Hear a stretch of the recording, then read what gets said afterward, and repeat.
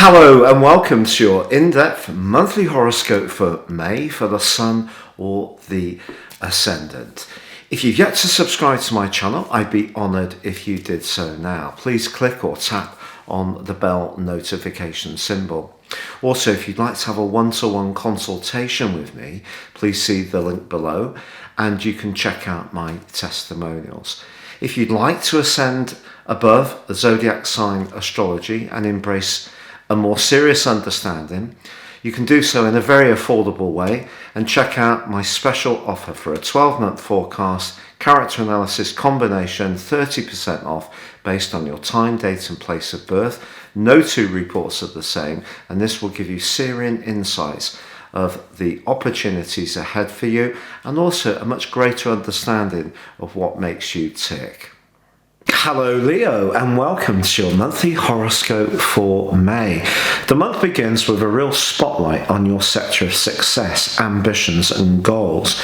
Now, even if you're someone who doesn't see yourself as being so attracted to physical attainment, perhaps because your life has moved on, you've achieved things, perhaps you're enjoying your grandchildren or hobbies, these still can be things that you have ambitions around.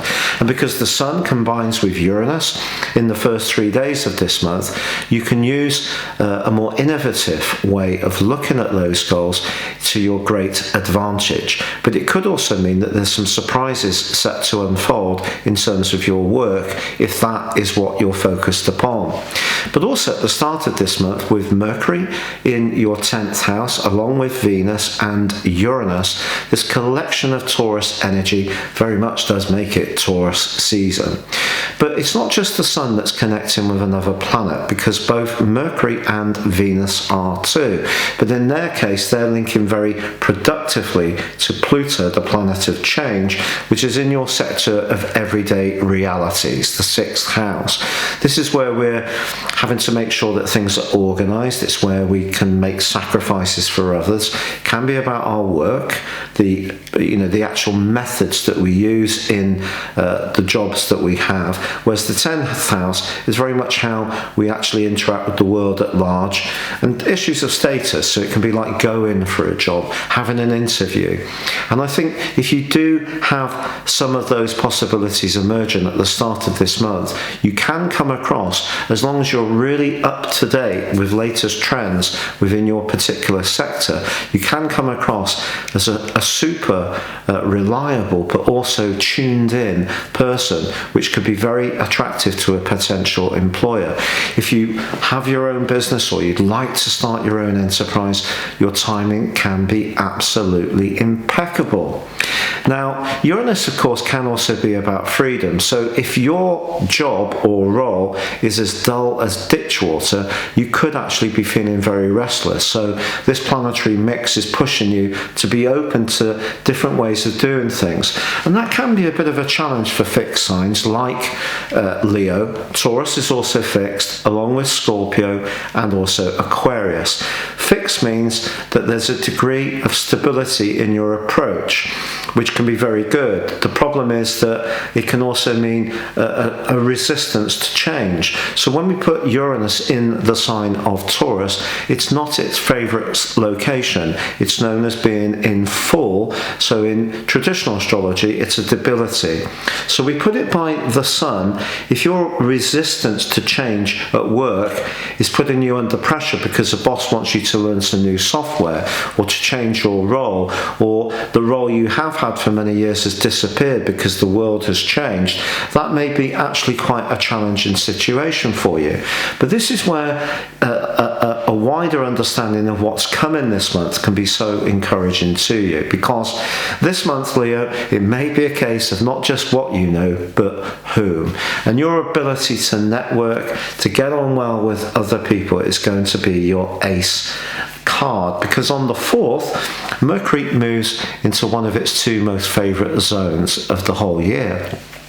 and that is a transit through the sign of Gemini, which it governs. Now, it is true, by the middle of the month, Mercury goes into a shadow period, and by the 29th, it goes into a retrograde. So your longer term hopes may go through a bit of a transitional period where you don't necessarily get everything set up and then it sticks. You may start the process and then it gets stuck a little bit, or you may need to just stay flexible, that even once you start things moving, it may still be a requirement of you to flex, because the sign of Gemini is mutable, so it's very much to do with adaptation. So if you can adapt, Mercury moving on the 3rd is really going to help you a lot. And then on the 9th, Venus joins up with Mercury.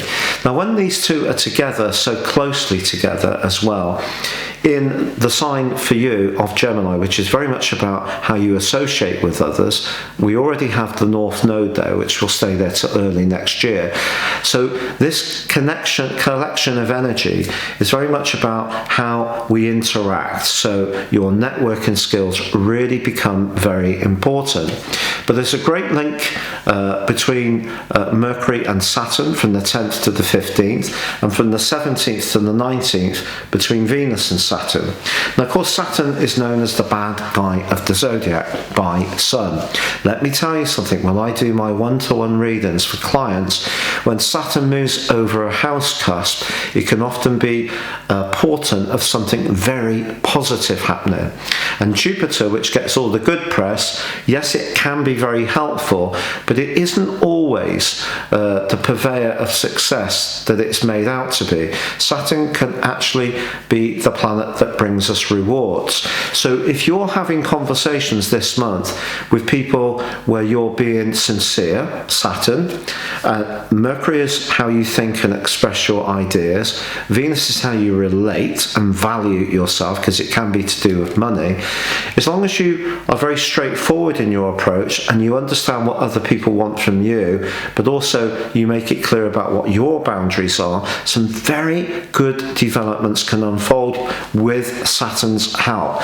So even though Saturn does go retrograde on the 23rd of this month, I would say until that point, even if it is also in shadow, I would feel that some relationships for you can be transformed in a productive way. But it's all about your listening skills. If they're good, you're going to get a real uplift from that. If they're not so good, you need to work harder on that part of your situation.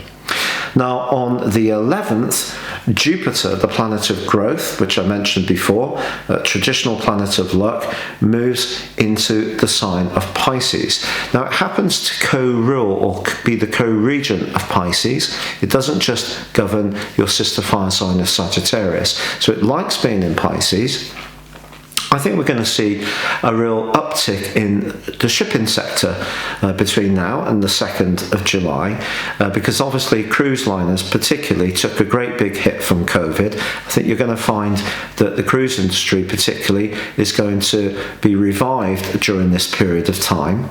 But Jupiter for you moving into this area does point towards some kind of legacy coming to you, something good around a property matter, and it can happen by the middle of the month. So if you're looking for a payout from a pension or savings scheme, it's possible it can happen then. But also on the 11th, you have a new moon, and that new moon in Taurus is linking very positively with Neptune, also the co-ruler of Pisces, which has been in Pisces since 2012. Now, at times, it's probably made you a bit confused about your deeper investment, financially or emotionally, during that phase, those last 9 years. But I feel that this particular new moon is kind of saying to you that when it comes to framing your goals in your mind, that the more human dimension is very important to it. If you are working, for example, with people that share your values, the 8th house can be to do with deeper values, then that's going to ease your journey considerably over the next month. But some kind of new role can evolve for you, but particularly where you're working closely with people, but it needs to be people where the collaboration and cooperation is working super well. Now on the 18th through to the 24th, the Sun starts to square with Jupiter.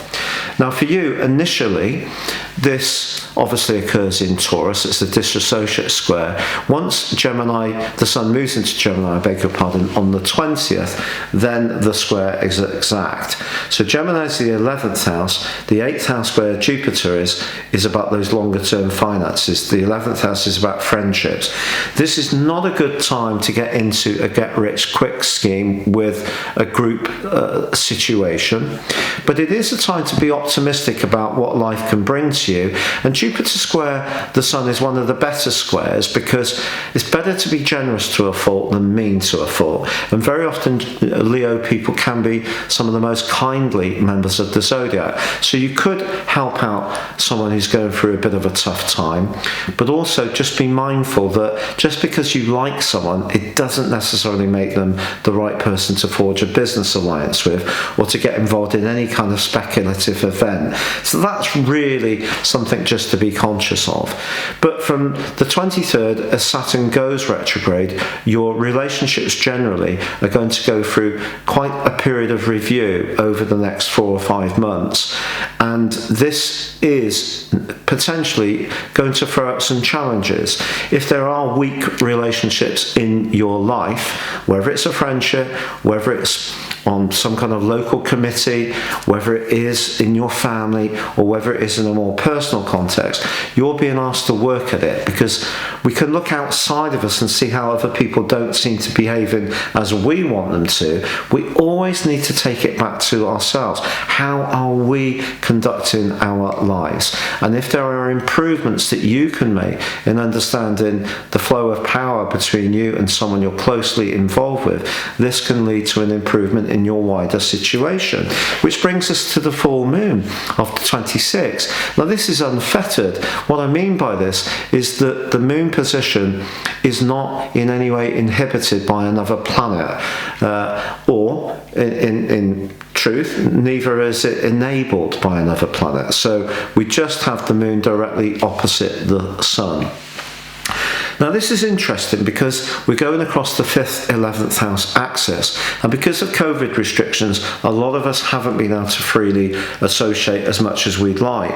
I think if that's been true of you in your particular locality, you may find in the following 2 weeks you just can't get out enough. You're going to want to really mix and mingle, particularly if you feel it's safe to do so, but you can also have some choices, and your time management may need some care, because I feel that someone may feel a bit left out. It could be a partner may feel that you're spending too much time with your pals, or vice versa.